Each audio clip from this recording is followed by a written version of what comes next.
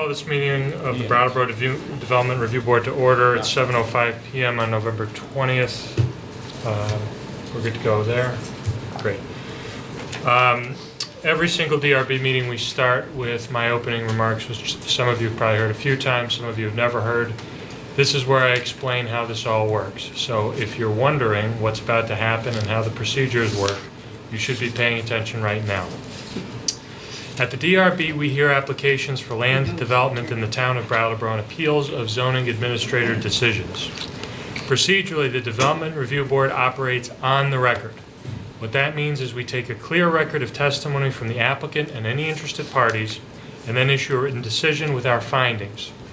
Applicants and members of the public should be aware that because we're on the record, this is your only opportunity to comment on and provide evidence related to an application. In the event our decision is appealed to the environmental court, that court will not take new testimony or evidence at its hearing.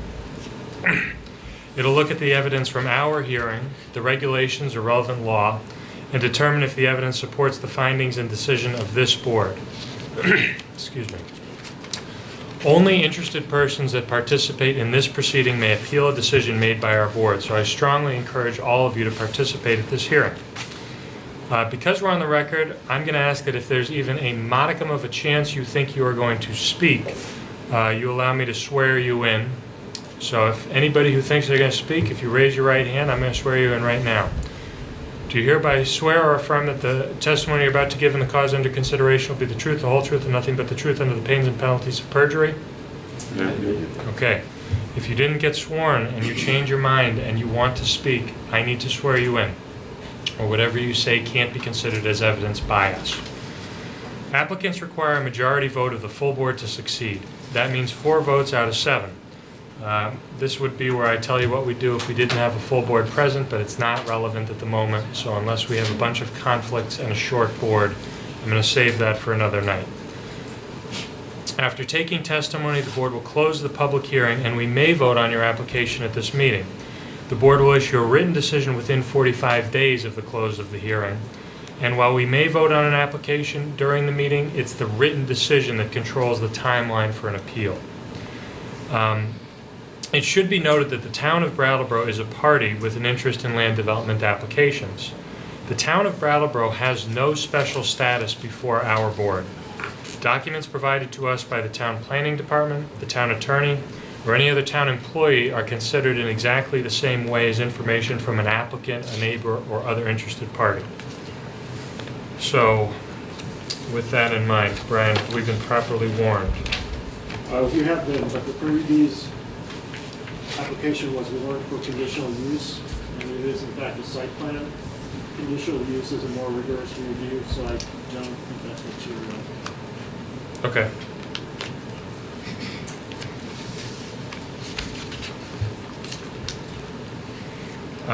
Is anybody here for application 2019-156, Tim Kavanaugh and Diane Leary? I mean, it sounds like a no. They've moved to continue that application, and I think we ought to just take that up preliminarily. Can I get a motion to continue 2019-156 to our meeting on December 18th? I move. Second. Motion seconded. Any further discussion? Any members of the public who want to speak on this issue? Hearing none. All those in favor? Aye. Any opposed? Motion passes unanimously. Mr. Chair, Yes. I thought this might be an okay time for me. I wanted to enter a motion to change the agenda order, and if somebody seconded that, I could sort of discuss it, but I was simply looking at the documents and wondering if we might take 2019-158 in front of 2019-165, and I didn't know if anyone wanted to second that. We could discuss that. Aren't they the... They're for the same applicant, but I just thought it might make sense. Again, if somebody wanted to second that, we could discuss this motion. Well, we can, I think we can discuss it with a second or without a second. Okay. I just felt that if we took what's at the bottom of our agenda and just put it in front, do 2019-158 before 2019-165.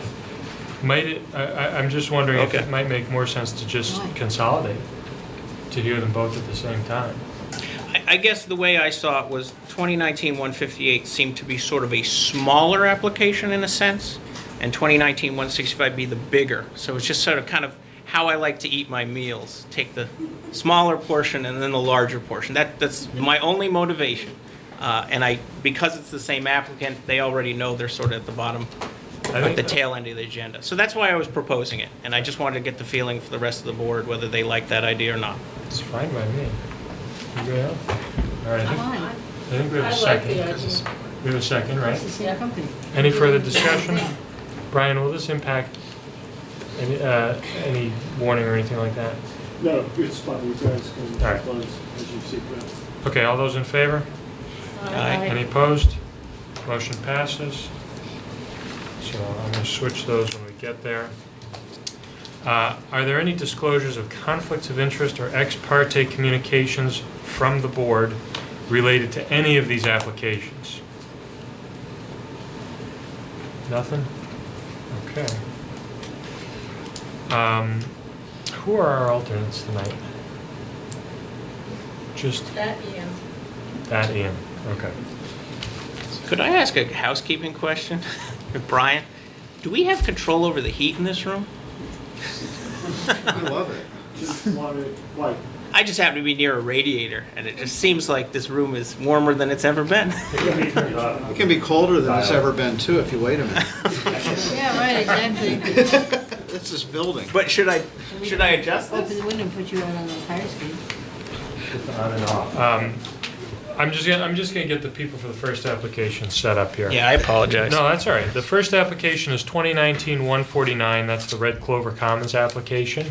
If you folks could come up to the table, I think you kind of know the dance by this point. I hope so. At least where to be. Could you please tell us a little bit about your project and introduce yourselves? And could you please take that easel and put it in this space so that they can get it on the television? I'm Christine Hart. I'm the Executive Director of the Brattleboro Housing Authority, also known as the Brattleboro Housing Partnership. I'm Kathy Beyer. I'm Vice President for Development at Housing Vermont, and we're co-developers with the Brattleboro Housing Authority on this project. Tom? Tim Napoli, Dufresne Group, we're the civil engineer on the project. And I'm Tom Bachman, Gosling's Bachman Architects. We're the architect on the project. And I'm Chris Balzano, also with GBA. Okay. So this is the second part of what has become the Red Clover Commons project.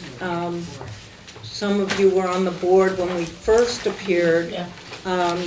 Just to remind you, Kathy and I looked for a site for the second phase for about 2 or 3 years, and couldn't find one in town that worked. And through some serendipitous moment, she and either Tom or Greg were looking at the site plan and said, oh, we could put a building there. So we have been moving in that direction. We've met with this board to get some ideas about whether that would be a good idea, and felt that it was, and certainly have worked with Brian and his department.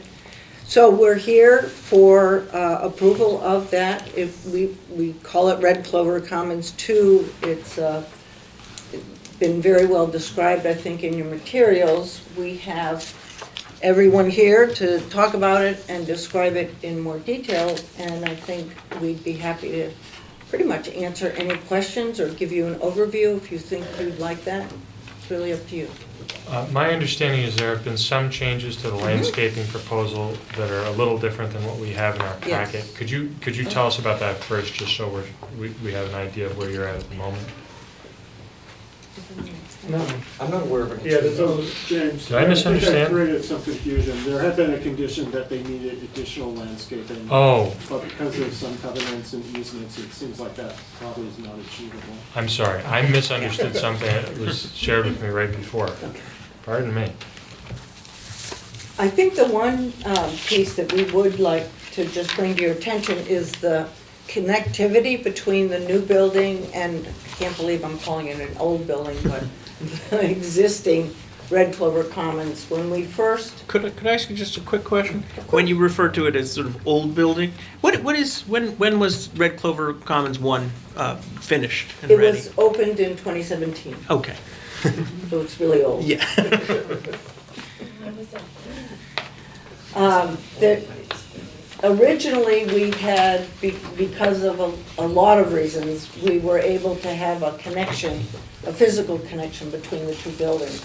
As we continue to do work on this building, the Red Clover 2, and also speak with the fire department and public safety, that connector had to be abandoned. And we have spent a great deal of time really looking at how to make this new building connect to the existing building in a way that will really be accessible for our frail and elderly residents. I mean, it's in our interest for them to be able to access Red Clover. So, Chris, would you like to walk them through what we've come up with? Yeah, so we've got, as part of this plan, there's a small addition on what we're referring to as the old building, the Red Clover 1 building, which cuts the distance from the entrance to the new building, which is right here, and the entrance to the old building over here, about in half. And we've installed just a simple lift there to get them to the first floor level, where they'll then have access to the rest of the building and the elevators and everything that they need. What page are you on? This is L100. Looks like this one, yeah. Mention the cover. And just to be clear, the reason the connectivity is important is because Chris's program, they offer a lot of services in Red Clover Common 1 that will be used by the people living in Red Clover Common 2. So we want to just make sure that accessibility is easy and convenient and obvious.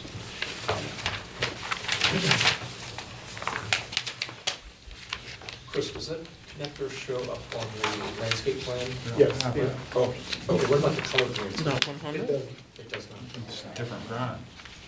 Yeah, that's just 100. There should be an L100 in there as well.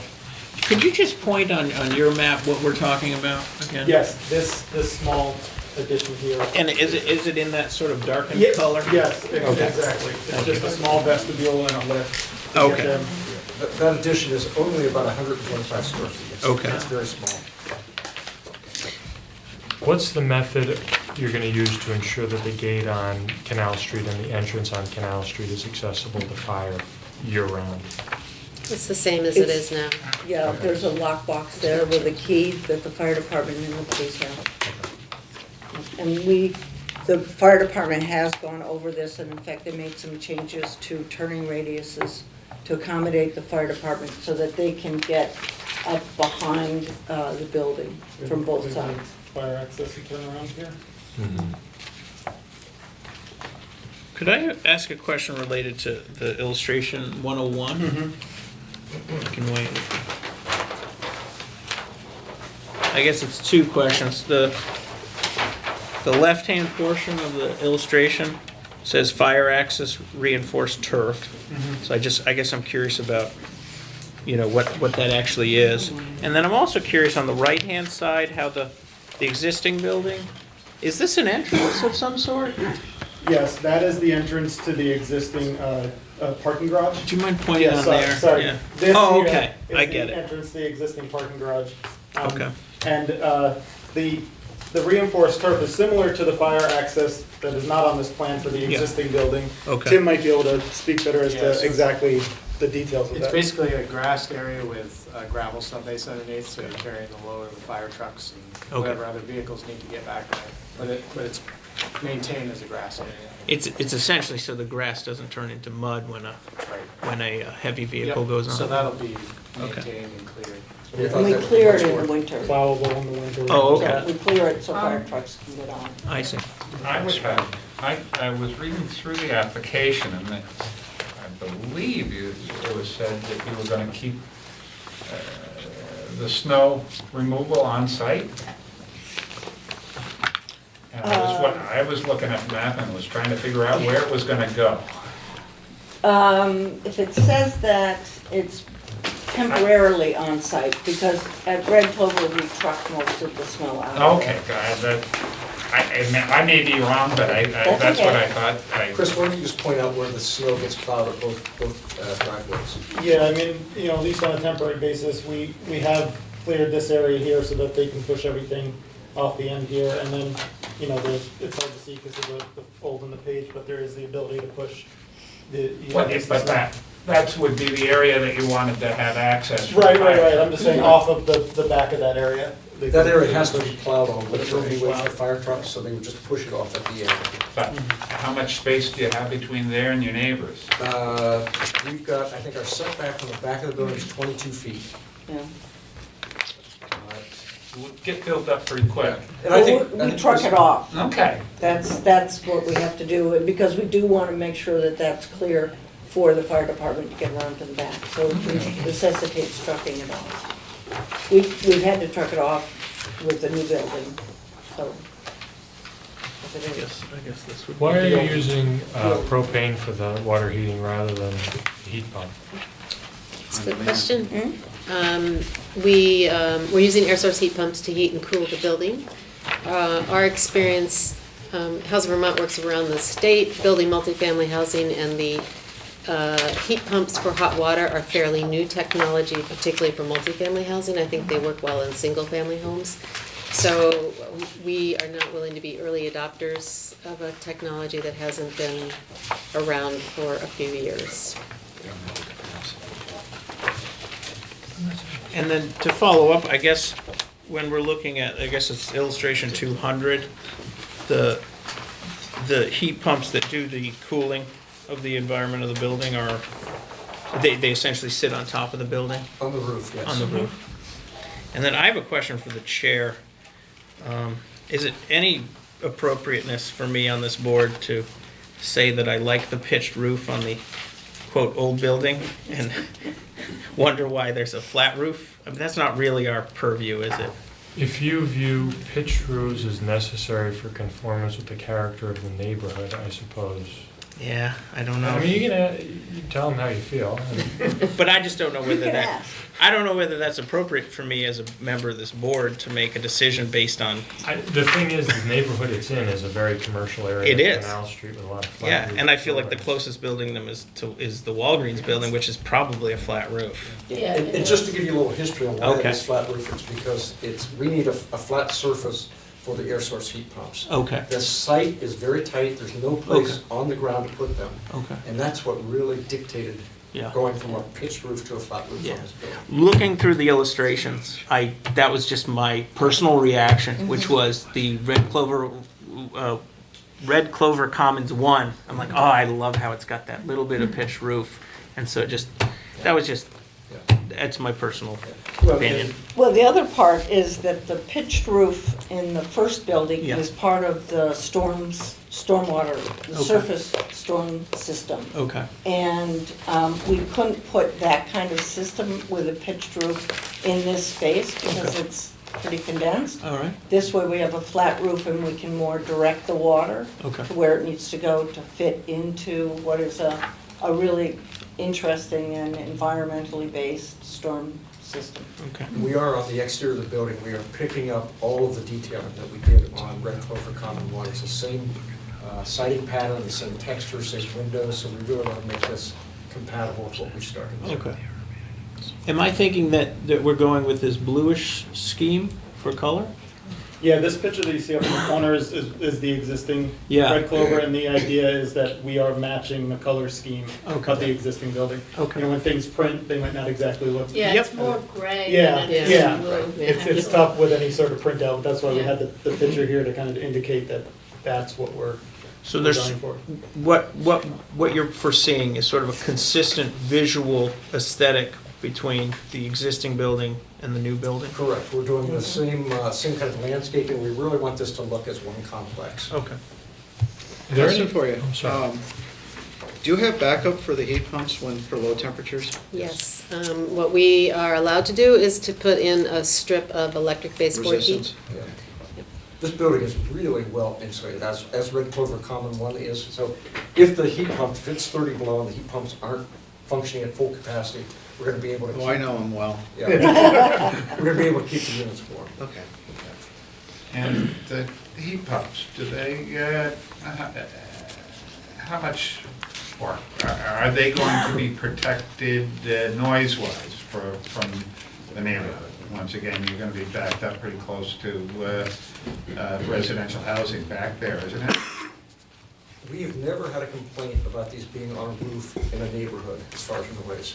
Are they going to have noise protection around them, or? They are screened on two sides. On two sides, but it's more of a visual screening to Canal and Fairground.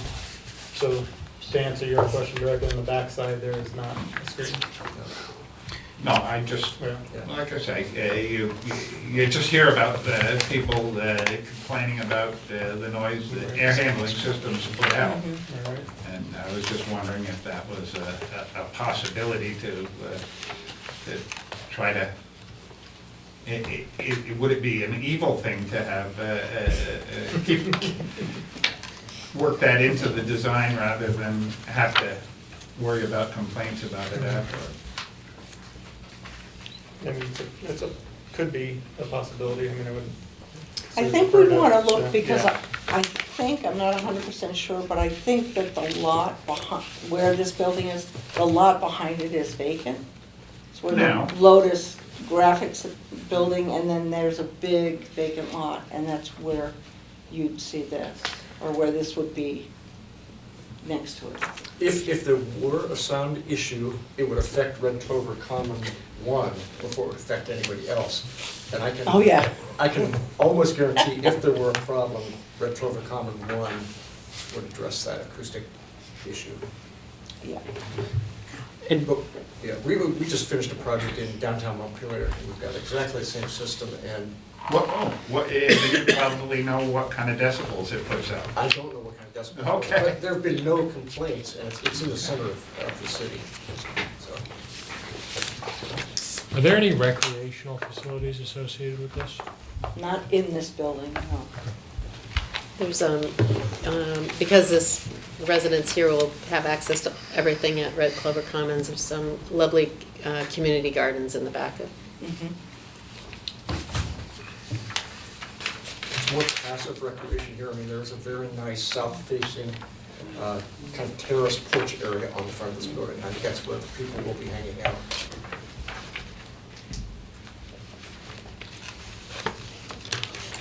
You haven't asked about the color temperature yet. Oh, I always forget that. All right, this is what I have to do with every meeting. First of all, what I've noticed is sitting on this board is all these LED manufacturers have these beautiful detailed schematics about everything. And honestly, I don't know as a board member if I could even understand all the data that they give you. But what I do know is that LEDs are available in many different color temperatures. Many of us are used to the tungsten bulbs, and they come out about 2,700 K. And that generally your fluorescents tend to be more in the 5,000. That's when you get the cool blue, the sort of impersonal. And I don't know if the town actually has anything in the zoning specifically, Brian, about color temperature. Yes, we do. We do.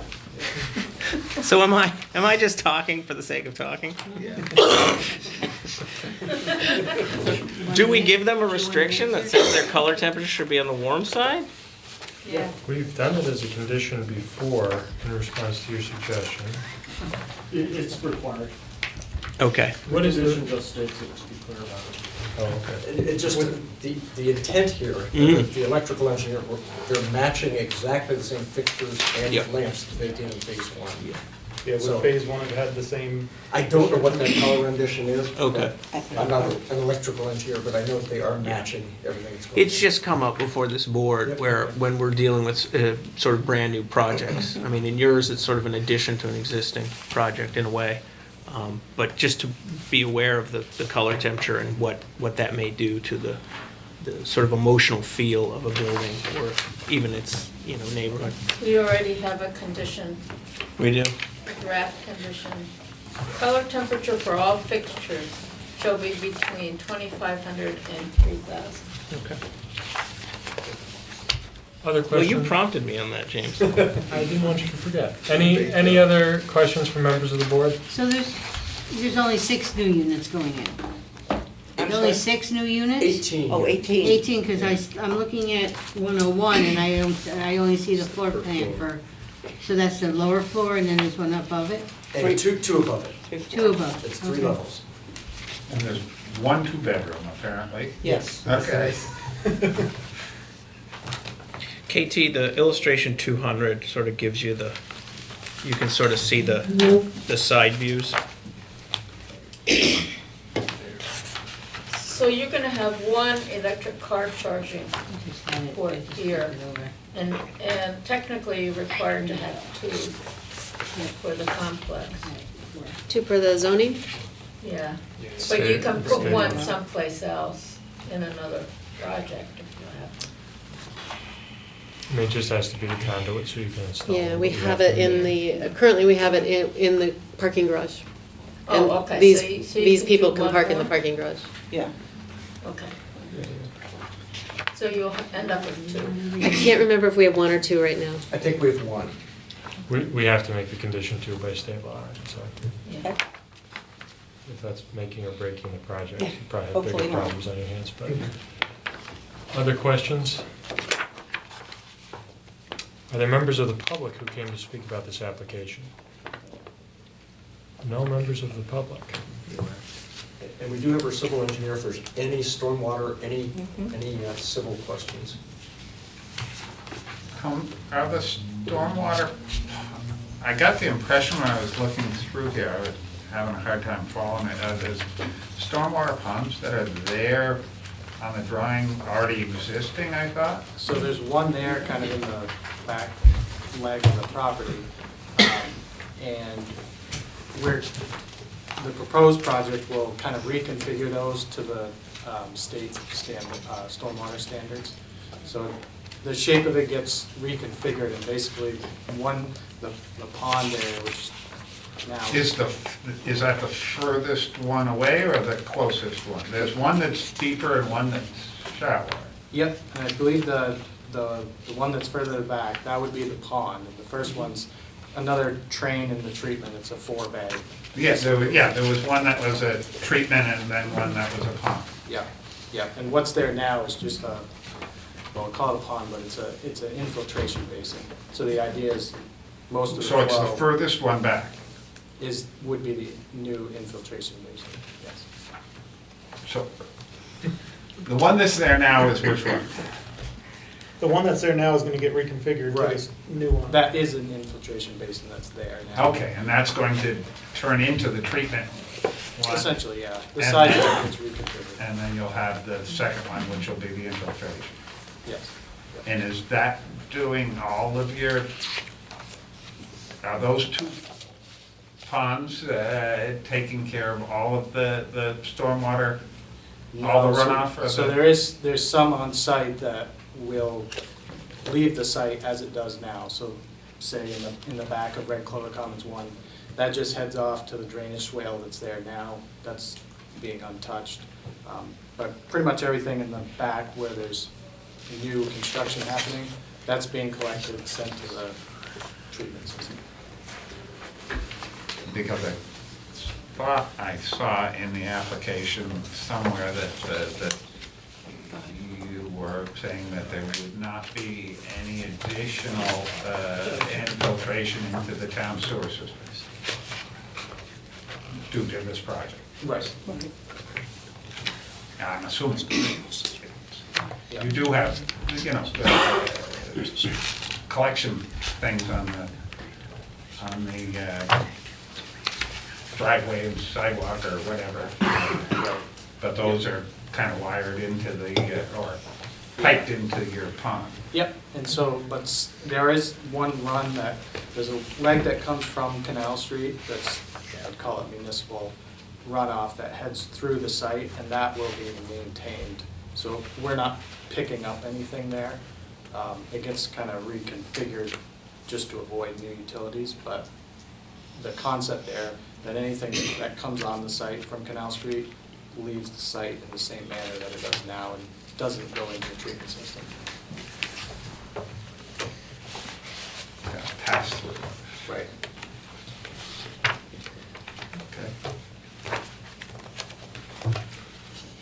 Anybody on the board want to make a motion to approve application 2019-149 with the draft proposed conditions?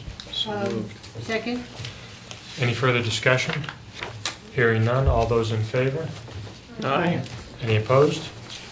Passes 7-0. Thank you very much. Have a nice Thank you night. very much.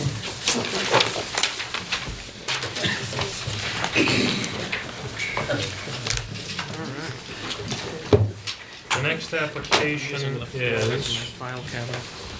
2019-157 George Perides. I think it's Perides.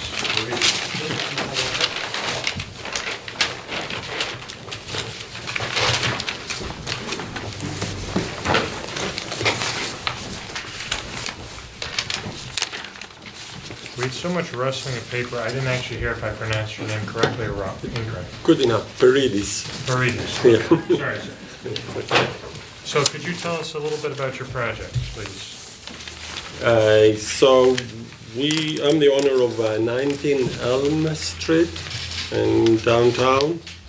And at this moment, this building consists of 2 front apartments. On the first and second floor, there are 3-bedroom apartments, and in the back, there are 2 1-bedroom. Hold on one second. Would somebody mind closing that door, please? I'm sorry. These microphones, they pick up audio for the people who watch it on TV, and I just want to make sure we have a clean... Go ahead. So, I think I gave you, you have in front of you some of the papers that show, one of them shows, first of all, the whole lot and the survey that was done a few years ago. And then a simple schematic that shows how the second floor apartment is, and which indicates actually what the bedrooms are, the bathroom and the kitchen. And what we have found is we own 3 different buildings in the Brattleboro area, and we found that actually we don't find a lot of people who want the 2 and 3 bedroom apartments, and there is a demand for 1-bedroom apartments. So even this apartment right now is occupied just by a single person. So we thought that we should change actually this green highlighted area into an efficiency apartment and leave the front portion into a 2-bedroom apartment. And so finally, in the third is the schematic of how we envision this efficiency apartment. And I don't know if you have it in color or not. I hope you do. That indicates essentially the blue is the existing structure, red is what it's going to be demolished, and green is what it's going to be new.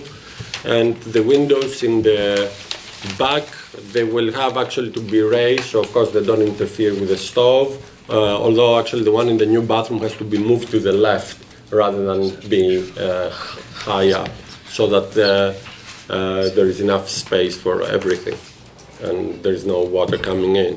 And we think that that will actually help the city to accommodate more people or tenants. Yeah.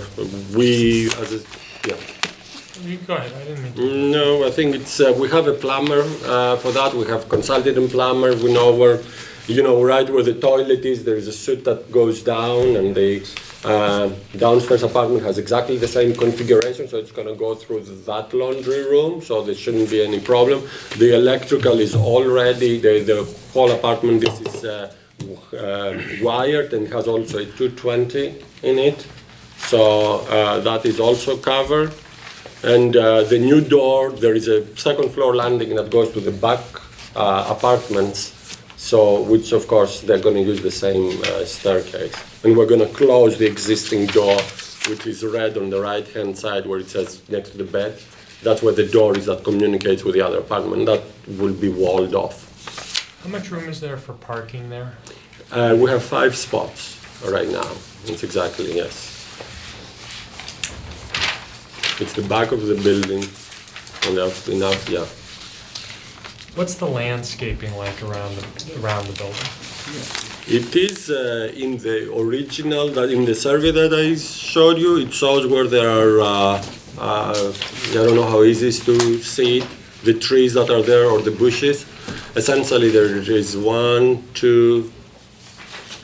there are 2 trees that belongs to our property, and there are trees that are hanging over from the center next to our property.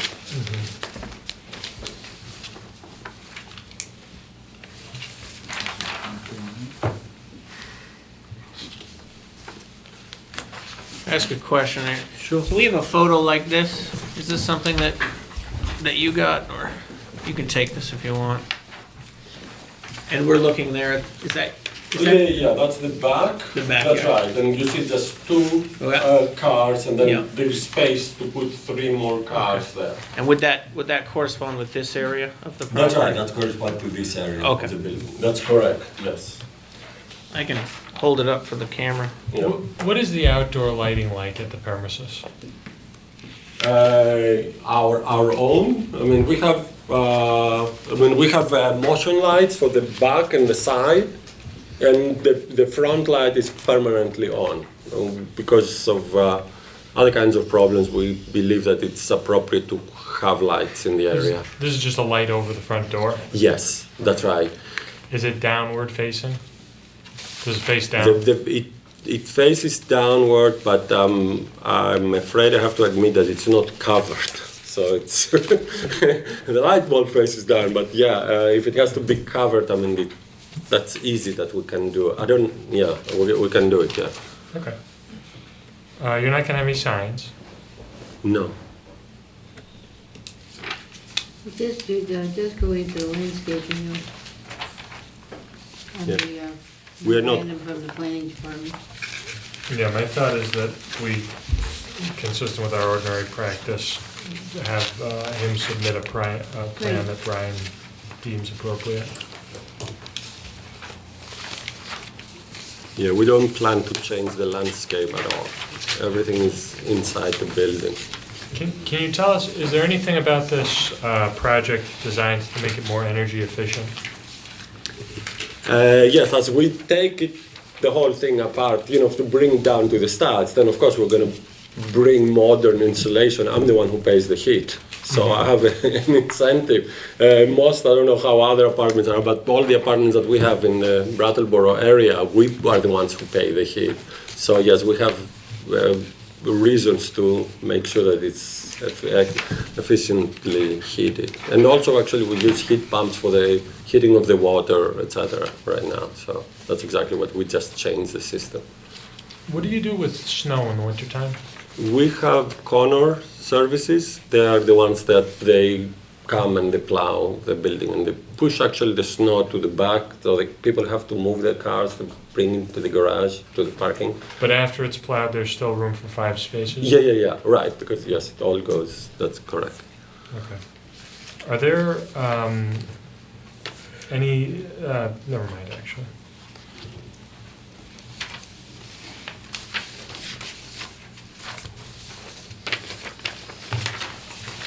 I think that's all of my questions. Does anybody else have some questions?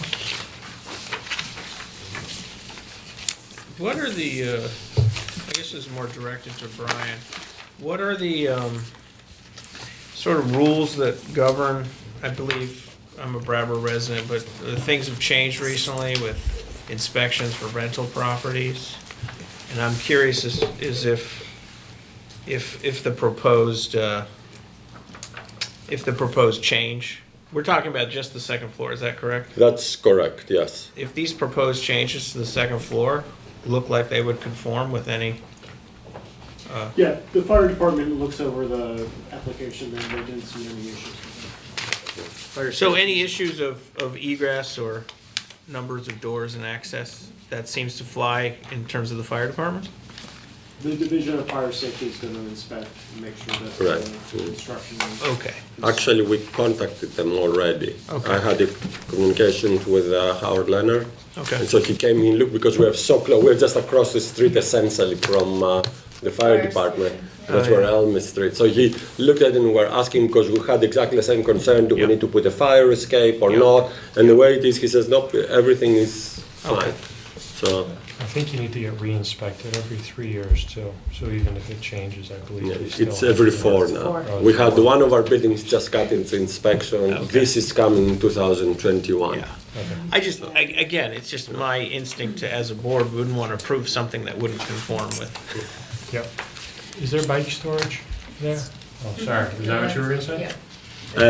No, there isn't. Do you want us to put one? Yes, it's one of the requirements. We'll- Sure, yeah. I mean, when you say bike storage, it's that where they can lock them or that it's covered? I don't think there's any requirement that it be covered, just to have a rack, right? Yeah. It doesn't really define what storage is, so whatever is most convenient for your tenants. Oh, covered will be more convenient for them. It's beyond us to Yes. tell you how to make it. That's right. But the town ordinance does require bike. Sure, we can do that. I guess then, because of this bike, Yeah. because they brought up bikes, there's a few in the picture. Yes, Could you just describe the second floor landing to me a little bit? It's indicated. Oh, But right, if you there could is just describe it perhaps. Yes, so. And I don't know if perhaps underneath it might be a possibility for bikes or something. No, because Okay. it's the other apartment Okay. that's coming. So as you look at it this Yep. way, right? Yeah, because you have it on right across to where the new door will be is actually the door of the other apartment. Okay. They're about 10 feet distance. It's quite a big landing. Okay. And the stairs, of course, go straight out, and then the door is also straight out of the Okay. stairs. Yeah. No, we will have to put in the back. Yeah. I mean, you can see from the picture that people tie their bikes. Yeah. I mean, we let them tie them there, but we can put a rack so for them to tie them nicely. And indeed, if it's covered, of course, Yep. makes it a little bit more useful. Further questions? Are there any members of the public who came to speak about this application? Okay. Is anybody here prepared to make a motion to approve application 2019-157, provided include the proposed conditions set forth in the draft DRB decision, a condition for bike storage, a condition for a landscape plan to be approved by the zoning administrator,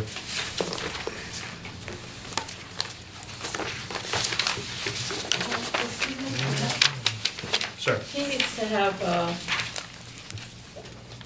access to a charging station. Is he really? No, not a charging station, just an exterior outlet. Oh, an exterior, Yeah. oh, dedicated. You're familiar with this requirement, the 120 volt, 20 amp ground fault circuit interrupter outlet, or a 220 volt, 50 amp ground Right, fault circuit we interrupter have. protected outlet Yeah. on a dedicated circuit shall be provided convenient to parking and signed as an EV charge point. That's the condition that we have here? Yeah. Okay. And to bring outside lighting into compliance if it's not. I'm not Yeah. sure if it is or isn't. Brian can square you around that. And he heard my spiel about the color temperature. And it's in the draft conditions too. Oh, it is, okay. So can I get a motion on that? So moved. Second. I think Mr. Ennis may have just seconded himself. No, she so moved it, I seconded it. Okay. So, any further discussion? Hearing none, all those in favor? Aye. Aye. Any opposed? Motion passes unanimously. Thank you. Thank you. Have a nice night. Okay, so the next application is 2019-158. And just for I get the feeling there are a few members of the public who came to speak about this application. There are two applications with the same applicant. The first application we're hearing is the bottom application, if any of you are looking at your agenda. But these are going to kind of run together, and if you have something you want to say and you're not sure which application you want to talk about, just come up and make a public comment and we'll figure it out. So, application 2019-158, that's Barrows Coal Company. I assume someone here is from the company. If you could just come up here, sir, and tell us who you are.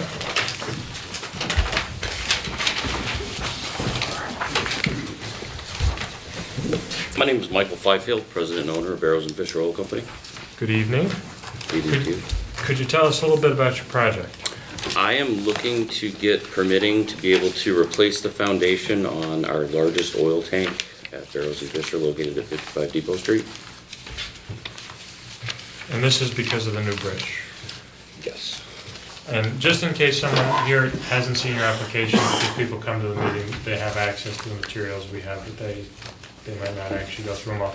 Can you explain the situation with the bridge for those of us who wouldn't be familiar? With the bridge going in, I'm concerned about the structural integrity of the foundation. It does have a little bit of spalling. 2018, we had a full-blown inspection done on it. The tanks are in good condition. There was a write-up about the foundation due to spalling, and I would rather be proactive with the amount of construction going on in the location of our facility. There's a little bit of grant money out there that I'm going to try to apply for, and I would just like to be proactive in replacement of the foundation. Now, this is, what you're referring to is not the 6 tanks that are moving? No, This is no, the this is our tank? larger fuel oil tanks. And that's, and as I read through that, that's currently not in use? It is in use. It is in use? Yes. And it's, and I, trying to pick up on this as I go along. I believe it said that that tank didn't have a center column. It does have a center does. support, yes. Okay, see, Yes. I was going back, and that would be considered a good thing. Yes. I wanted to ask just a couple questions. This would be what you included, this inspection report? Correct. So you had this company, Acuren, come in? Yes. And then my next question is, I don't know what the term spalling means. Do you mind educating me? It's when moisture gets behind a layer of concrete and Yep. just pops it off. Oh, okay. So it's surface spalling. Okay. It's not structural or anything Yeah. such as. Yeah. And as I said, I just would rather be proactive with all the construction going on. And then, you don't mind, I had Brian print out a satellite photo. Yep. Because I can visualize your space better. We're talking about that largest tank that you can see from the Correct. satellite. This back one here, Okay. furthest to the south. You want to see that on the camera? This one, Yeah, yeah. And then this particular tank will stay in its position, presumably, even after the proposed construction of this bridge. Correct. Okay. That helps me understand it. I appreciate you letting us change the agenda order. I kind of felt, let's deal with this thing right away first. I'm in agreement. It kind of, like you had said, it kind of all melds together. Yeah, yeah. But now I understand that, am I thinking that the two large circles will stay where they are? Yes. Even after the bridge? Yes. Okay, that helps me understand it. And then reading through these reports, you essentially had one company give you the inspection, Yes. give you recommendations, and it looks like another company has put forward to you a proposal of how they will Yes. handle that. Yes, sir. And that's what these documents were. Yes. So I think that's my questions. if you're coming from New Hampshire on the new bridge, Mm-hmm. this large tank will be on the left of the bridge, Correct. South, yeah. the south or the left. Yes. And But the bridge isn't gonna go over this tank. No. No. You're keeping your air rights, so to speak. We're not allowed to put a bridge structure over fuel containment. can't imagine why. Based on the proposals, I have a gut feeling that you've been really keeping track of what's been proposed by State of New Hampshire and V-Trans. But based on the proposals you've seen, roughly how far to the south of this new bridge would be this largest tank of your facilities? There's a minimum of 75-foot buffer, Okay. or excuse me, 75 feet from the center line of the bridge, To your fuel tank. minimum. Okay. And we're actually over that. Yeah, and that's probably a federal regulation. Correct. Okay. See, and I assume on Yep. this drawing, Wow. Oh, yeah, I should have looked at that line is your 75 feet? Correct. The two center lines are the outside of the bridge, and these two outside lines are your buffers. And that's why this little Right- tank is right right on on that it, line. yep. I see, okay. So, I understand there's a berm to keep the stormwater in, right? It's to keep the oil in case of a spill, also to keep the river water out. What happens to the things that are kept inside? Does it just Goes sit? through an oil water separator. Okay. And are those berms large enough to hold the volume of the tank? They are. It actually does, if the tank ruptures. They are manufactured, I think it's Nothing 10% goes oversized. into the river. No. Are you, oh, I'm sorry, I didn't mean to interrupt you. No.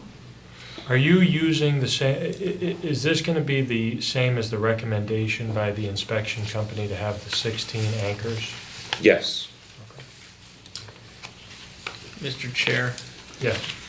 I'm just, it's funny, when I was reading these documents, it seemed to me on a much larger scale, parallel to a decision we made recently, where someone's residential home heating oil tank was located, I think they were actually in the floodplain, floodway, and that was recommended that they anchor their tank. And we're talking a scale probably of 1,000 times smaller or something, I don't know that. That's Mountain Pond Park. Yeah, but just, the parallels were such that I thought, you know, it's kind of make something less bad. That being said, is this large tank in the floodway? Yes. Yes. Yeah, that was why, but that's part of the reason he has to come and do this, right? If his tank wasn't in the floodway, he wouldn't need to come to this board. He would just go ahead and repair his foundation. It would be administrative permit. Yeah, okay. But because of the situation that they're right down there in the floodway, they need to come to this board.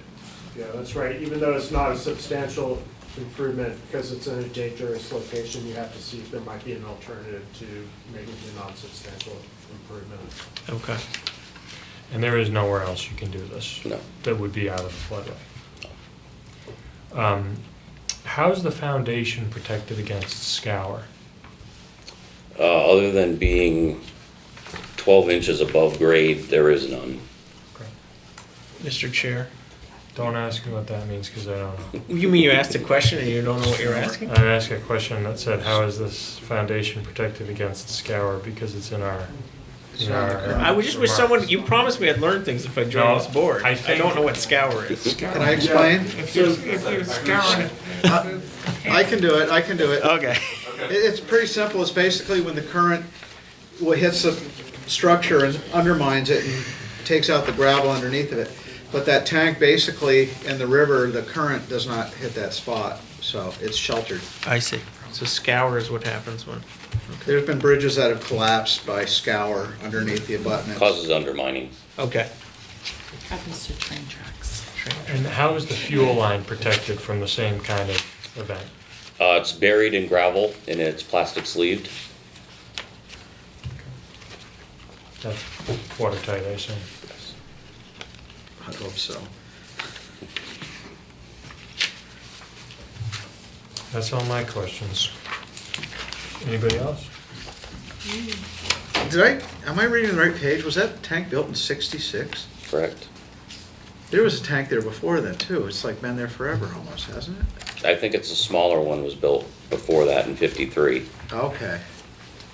And during Irene, that tank never flooded, Nope, just because of proximity to the dam, basically. correct. Yeah. Okay, that's all mine. Are there lights on the tank? There are no lights on the tank. Was Irene the closest the highest the water's been at that tank? Yeah, it was probably within 2 feet of cresting the berm. And that was the most violent I've seen that river be in my 20 years being down there working for the company. Sure. Anybody else on the board? Are there any members of the public who want to just speak about this application, which I assume most of you have gathered is just about the single tank so far? Okay, we're waiting for the next one, I guess. Are there, does someone have a motion to approve application 2019-158, including the draft conditions? So moved. Second. Any further discussion? Hearing none, all those in favor? Aye. Any opposed? Motion passes unanimously, but you have to stay here. And we'll move right along to 2019-165, which is the same applicant. I'll just move down. More. All right, so we knocked out one of those. What's that one? This is the big one, this one right here.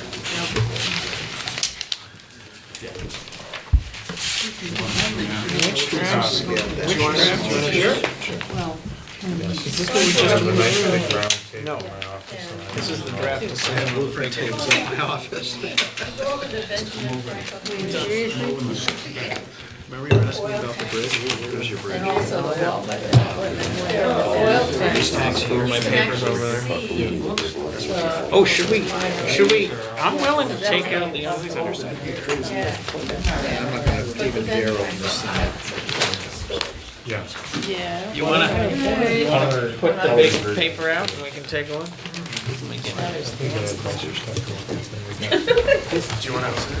Okay, let's go for See, it. you got color, I don't have color. Actually, you do the honors, because I can't use mine. Thanks. And then we're gonna open it and flip it on Jim's lap. Here, we can open ours. I'm not opening mine. Okay. So application 2019-165, could you folks who haven't spoken yet, please identify yourselves, and then you can tell us about your project.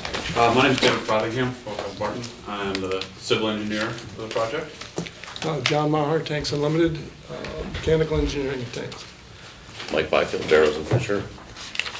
Jonathan Griffin, I'm with the Agency of Transportation, and I'm the project manager for the bridge, and here in support of this effort, part of the large bridge project. Taylor Schilda, the Landscape Architect with Stephen Associates. So, All right. why don't you just give us the overview of the project? Okay, so as discussed in the previous application, the New Hampshire DOT and Vermont Agency of Transportation is building a new bridge over this property, approximately in this location. Currently, 6 of Barrows and Fisher's fuel tanks are either under or within 75 feet of the center line of the proposed alignment. Therefore, we need to move those 6 tanks outside of that. Given the site constraints, the only space available was at the south end of the main building, but north of the bridge. There's a small hillside terraced up by the railroad tracks and then slopes down into the floodplain, and there's a driveway that goes down into the lower area. So what is proposed is 6 vertical tanks placed inside of a concrete containment dike, essentially a concrete floor with concrete walls, designed to store the volume of the largest tank plus the 25-year rainstorm plus 6 inches of freeboard. What was the last thing you said? Plus 6 inches of freeboard. What's that mean? Freeboard is the space between the water surface and when it would start to overflow a dam or a wall. Okay. So there's basically an extra 12 inches of space in this. Understood. Just Whoops factor. Just the largest one tank. Right. The spill containment requirements assume that the largest tank rupture, is that only one of them ruptures, and then you have to account for what happens during a rainstorm, and then extra volume just as a precaution. What are you the have to take out the volume of the other tanks in there when you make that calculation. What are the requirements you're referencing? It's the spill prevention EPA, SPP. control and countermeasure plan. It's a federally mandated requirement for any facility storing more than 1,360 gallons of fuel oil. And this ultimately comes from the EPA? Yes. CFR 42. Okay, sorry, I don't mean to interrupt you. Go ahead. Also associated with the tanks that are being removed is a loading rack where they unload fuel from 12 pullers, move it into the tanks, and then move it back into local delivery trucks. That also has to be moved. That is proposed in that same area, kind of right off the end of the building here. That's a concrete pad with a basically steel frame structure with a large roof that covers the trucks when they're being loaded and unloaded. In order to make grades in that area, because this sits up at the higher level of this building, there's a concrete retaining wall below it, and then just below that are 2 fuel tanks that they use to fuel their vehicles, gasoline, diesel, or small 1,000-gallon tanks. These tanks currently exist in a kind of a bunker building. It is also under the bridge. Within 75 feet of the bridge, we have to move those tanks as well. So we're taking all these tanks, moving them out of this lower area and up into this area, up out of the floodplain, out of the floodway. Could I interrupt for just a question? Sure. The proposed bridge there, am I thinking that beige square, that's the building that you referred to that would Correct. have to be replaced by the proposed? Well, it's just it's a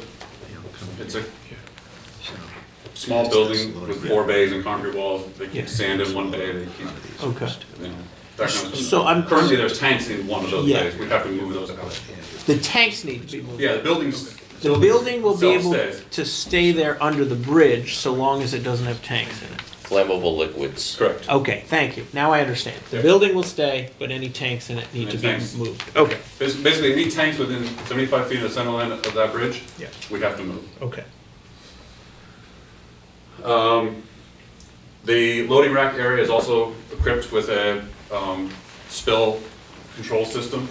There's 2 drains in the concrete pad which go to an oil water separator and go to a stormwater filter before discharge to the river.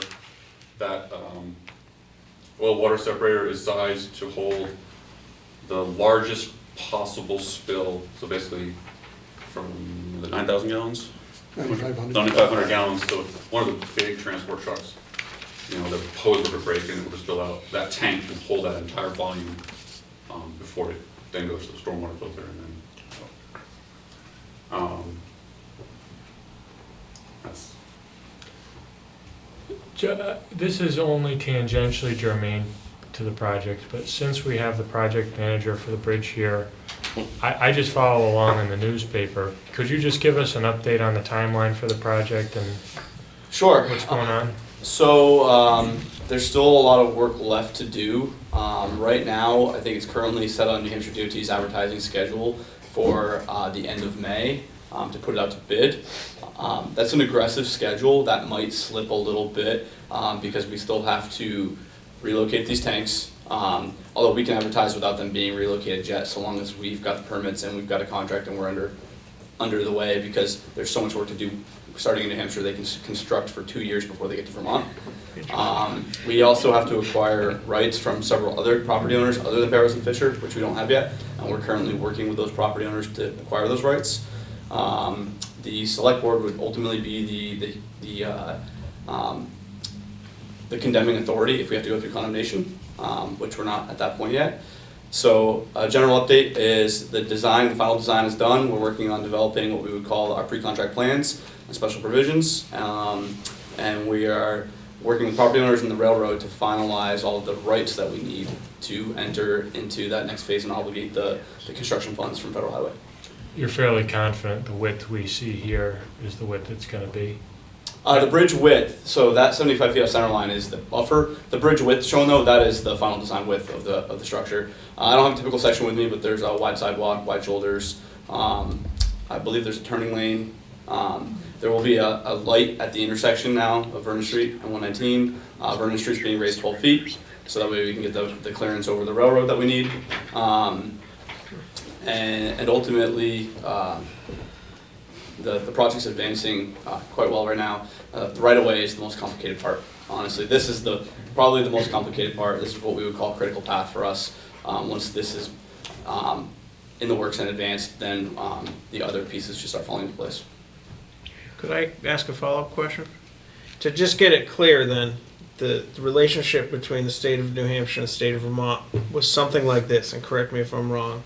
New Hampshire says, Vermont, we need you to figure out the landing, so to speak, when we start building that bridge. You gotta get us the landing spot on your side, and then that's Vermont's responsibility. You, in your capacity, has to figure out tanks need to be moved, this property needs to be purchased, et cetera, et So cetera. once the alignment was selected, and there was a lot of public input on that with the environmental assessment, DEA, and we got NEPA, then that was the alignment for the bridge. So once that was selected, then it was our responsibility to do everything in Vermont that needs to be done, and it's New Hampshire's responsibility to do everything in New Hampshire, plus coordinate the efforts because they're the predominant owner and the contracting agency. Okay. So Vermont Agency of Transportation is responsible for going through our right-of-way process using the state of Vermont laws to acquire rights, as well as railroad agreements, and the New Hampshire DOT is responsible for doing the same in New Hampshire. And the ownership is actually at the low water mark of 1933. That was when New Hampshire DOT, or New Hampshire sued the state of Vermont to own the river, and they won. It's the best deal in the world Vermont ever got. Right, exactly. When they complain about costs, I always remind them that they sued us and they won. There's two things I need to point out, changes from the plans that were submitted. The section that shows a loading rack and the roof of the loading rack, the structure itself got narrower, therefore the eaves got bigger. So it's still the same span, just the actual dimensions of the structure change. Currently, other than a strip of pavement along the one length of this building, the rest of the site is gravel. As part of this project, their entire current gravel areas are going to be paved. So it will be a impervious surface. And currently gravel is an impervious surface. They're going from impervious to impervious. Yeah, I believe in the application it said there wasn't an increase. Am I correct? I think they said there's no way to avoid it. There's no way to avoid it. There is an increase of 0.15 acres, 0.17 acres. But as a Can total you just- percentage, it's very small. It's very small. Okay. Can you just explain why it's unavoidable? The increase? The increase in the impervious surface. It's actually all comes from this driveway right here. There was no way to utilize existing driveways and existing truck patterns to build this on.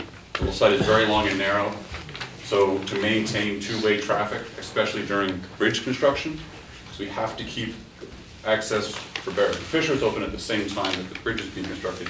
We needed 2 lanes of two-way traffic through that center of that site. There's also a 2-foot sewer line that runs It's also the main the whole length of the property Yep. through the middle of it. One of many site constraints that left us with only this spot to work in. So let's get this clear here. Your property, the Barrows property, contains through the length of it a 2-foot sewer pipe that Yes. presumably is going straight down to the wastewater treatment plant. Correct. It is the main trunk line out of downtown to the sewer plant. And in terms of any engineering that you folks have to propose, has to accommodate that. We stayed out of there's a right of way for that line. Okay. We stayed outside of that. Okay. It's red clay probably too, right? I don't want to come within 100 miles of it. It's not good. Questions by members of the board? Oh, we've got a point of order here. Actually, a question. Oh, Does Sorry. your emergency operations plan contain flood events as well? I am not sure on that. I assume so. We do have means of a 10 horsepower pump. It's float driven. Currently it is off. We hand operate everything. As I said, we inspect the boil water separator daily. The pump will do 300 gallons per minute, and that is currently what is in place for flood management. Can I just ask a clarifying question? Is that pump would handle water for you? If the water was a Correct. concern, you could move that water Out of the at dike 300 gallons per minute? Correct. Okay.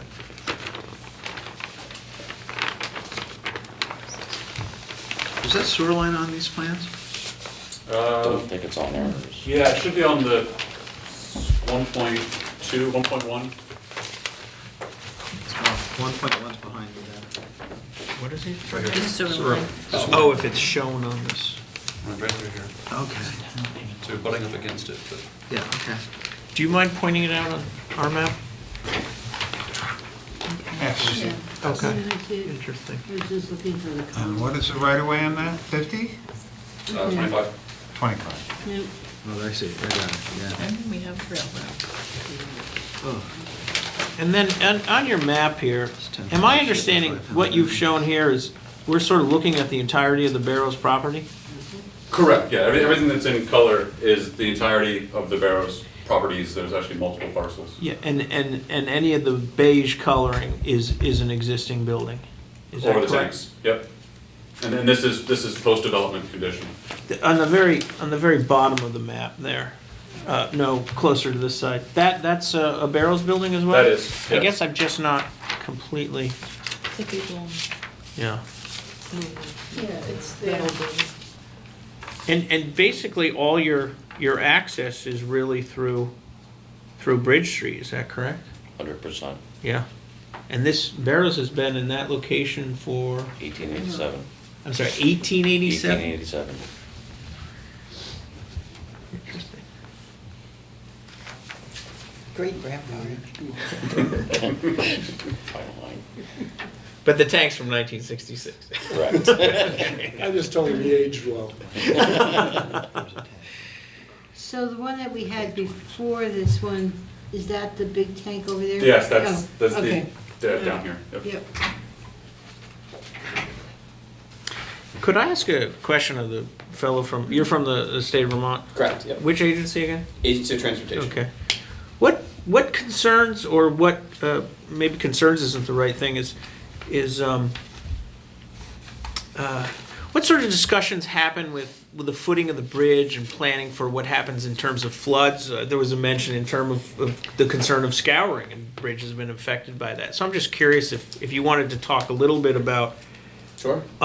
presumably Barrows property, they're gonna have to give up certain rights of way so that certain bridge footings can go in? We're acquiring a significant amount of right-of-way from Okay. Barrows. Okay. I think the last count was like 12 different easements, which range from temporary construction easements to permanent crossing easements to access easements, to the Highway P essentially, which is a permanent highway easement for the foundation. So we're acquiring a tremendous amount of easements and encumbering their site quite a bit actually with the construction of this bridge. As far as the foundation goes, all foundations designed by AOT, the Agency of Transportation. We typically do deep foundations, which are designed to withstand scour events. This pier, we're a little bit less concerned because it's protected. It's got quite a distance and offset from the shoreline. But all of the piers that go out through the river are all gonna be on piles. We are doing an enhanced kind of soil column for the abutment on the Vermont side. And then we are entering into discussions about changing the foundation type to mitigate impacts like driving piles is, you literally have a diesel hammer and you're hammering them in. Creates vibration. If we're concerned about vibrations or foundations of the local buildings, there's other things that we can do. We can do a deep spread footing where we would excavate even lower with a cofferdam and install it at a lower elevation below the calculated scour. So there's a lot of alternatives that we can do to install these piers, and we basically account for what we call an extreme event, which would be the 100-year flood, and we calculate a scour for that event. Now, somewhere along the line, I swear I read that this new bridge would actually raise the water level behind it. Was that true? So theoretically, yes, right? Because now you've added, I think we have 7 piers. So you're adding volume into the Connecticut River, which effectively displaces space that water can take. So you do have an increase in surface water elevation, but through all the analysis that we've done, it's almost negligible. The engineering assumptions could provide a greater error than the calculated difference. So, but the theory is there's less space for water because you put concrete there. So in theory, your floodplain above the bridge is going to get bigger. So we had to do a Clomar for it. What was that term? Clomar, I forget the acronym right now. Okay.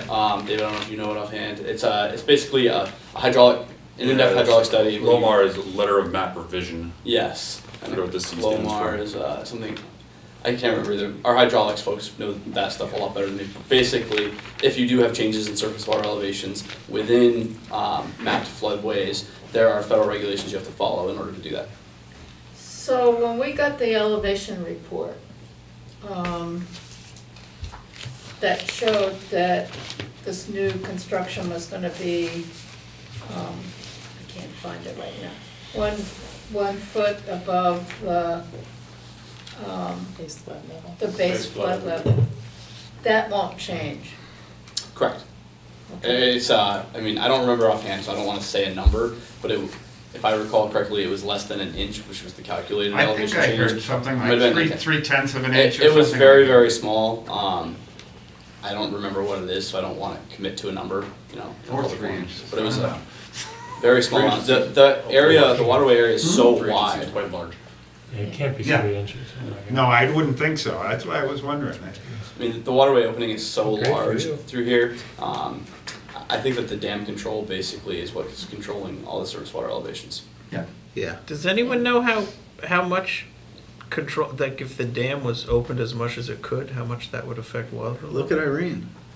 I I mean, it's amazing. I mean, CBS News was broadcasting down by the old Irving paper, and the water was still like 3 feet below the road there, and it was just amazing. I mean, You're talking south of the dam. yeah, it's just south of the railroad bridge, and I mean, the dam literally does control, Yeah, and they had it wide open, okay. so it was pretty amazing. I can't give you numbers or anything, Yeah. but I was amazed. Further questions for the applicant? All right, members of the public, I know somebody's here to speak to this. Nobody usually sits here for this long. Because they're with Do them. nothing. I mean, you don't have to, that's okay too. Sir, if you could just go up to the microphone, it's not gonna amplify your voice, but it's so the people at home can hear you. Did you swear? No, I in? didn't. I'll swear you in right now. Oh, there's a microphone right Right directly Right behind behind you, yeah. Right behind you. And that way the television can pick up sound. It's like doing karaoke. Do you hereby swear or affirm that the testimony you're about to give in the cause under consideration will be the truth, the whole truth, and nothing but the truth under the pains and penalties of perjury? I do. Can you just say who you are? Okay. My name is Michael Abbott, and I'm a member of the New Hampshire House of Representatives. I represent Cheshire District 1, which is the towns of Chesterfield, Hinsdale, Walpole, and Westmoreland. And I also sit on the Public Works and Highways Committee of the House of Representatives. And I would be happy to answer any questions you might have relative to the bridge. Well, great opportunity here, don't we? Get her done. Absolutely. That's what he keeps telling me, right? All right, well, if there's no further questions. I have one question, Shoot. if he's right Fire here. away. From what I understand, New Hampshire supports a fishing access on the island currently, between the two bridges, between the two existing bridges. Is that going to, as I understand it, vehicular traffic is going to go away on those bridges? Does that mean that fishing access will disappear as well? Well, actually, the boat ramp that is there is basically non-existent. Well, yeah. It's not used. Okay. And what they are going to do is improve the boat ramp on a setback on the New Hampshire side on Route 119. So that you'll actually have a boat ramp, but a state of New Hampshire boat ramp on 119 on the, kind of like between the two bridges, so to speak. Well, no, not really. It's further down than that. It's down by where the setback. Yeah, the setback. By Robust. Yeah, by Robust. Yeah. Okay. Is that where the old railroad bridge is? Is that where you're Yes. talking about? Yeah. Okay. I have one question. What's the height from the river to the deck, bottom of the deck? This 43 feet. I'm sorry? 43 feet. Plenty for me, I'm happy. Your sailboat? What's It's that? shallow, it's a shallow draft through there. You can build that now. Oh, the stack on my boat's kind of high. I have the steamboat, so. No problem. So there Bridge in for you. So there won't be boat access in this area? No. No? Can I ask a question about the access Yes. to the tanks? And right now you use Depot Street, right? Yeah, and it will continue, so it's the only access to the site. Okay, so you'll go down, that road will be closed to vehicular traffic down to the Whetstone. No. Past down the to Whetstone. bar. No, that'll still be open. Well, I mean, the road will stay open, but you won't be able to go over the bridge. No. Correct. Correct. Is that, that's, okay. You have to get to the So, train station. so obviously, if you had to deliver to a customer in New Hampshire, I don't know if you service customers, you gotta go like this, up, round, over the new bridge. Correct. Okay. Like everyone else. No, but not everyone starts from there. All right, so I think we got no further questions. I would like to know if somebody'd like to make a motion to approve application 2019-165. So moved. With all the proposed conditions yes. in the draft decision, excuse me. Second? Second.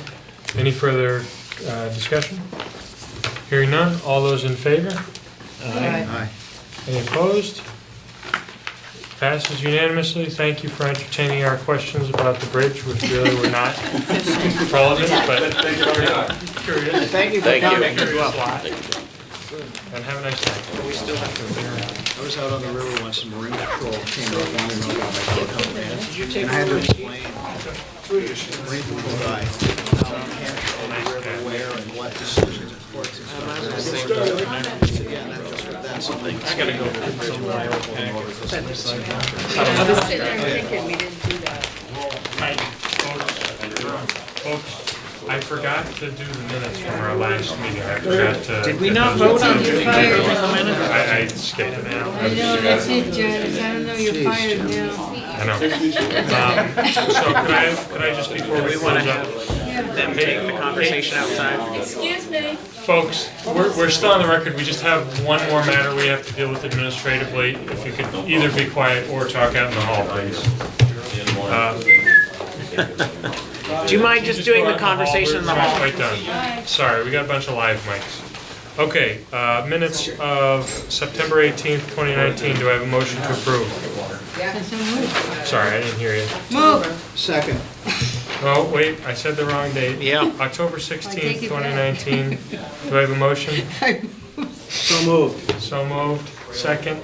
I'll second it. Thank you. Second. Thank Any you. further discussion? Hearing none. All those in favor? Aye. I'm Opposed? abstaining. I haven't gotten there yet. Any opposed? Any abstentions? Motion passes 601. Any more motions? Adjourn. Motion to adjourn? And just before we push it, we confirm that our next meeting is scheduled for December 18th. Is that correct? Did I get the date right? Yes. That's what it. That's what it says. Third. Continue with December 18th. That's the Yeah, third look Wednesday. at the calendar up there. Yeah, it's on the one that was continued. Okay, I'm Wednesday. just confirming now so I can put it on my calendar and Confirmed. not worry about it. Thank you. Confirmed. All right, but if you don't show up, you know you're in trouble. I will let you know if I don't show up Okay. ahead of time. We got a motion to adjourn. We got a second. Any further discussion? Hearing none. All those in favor? Aye. Any opposed? Motion passes. Meeting adjourned. Got a lot of work done, folks. I always return your steel. What did we do that in? So when are you leaving for Pennsylvania? That's not bad. Not bad. That's not bad.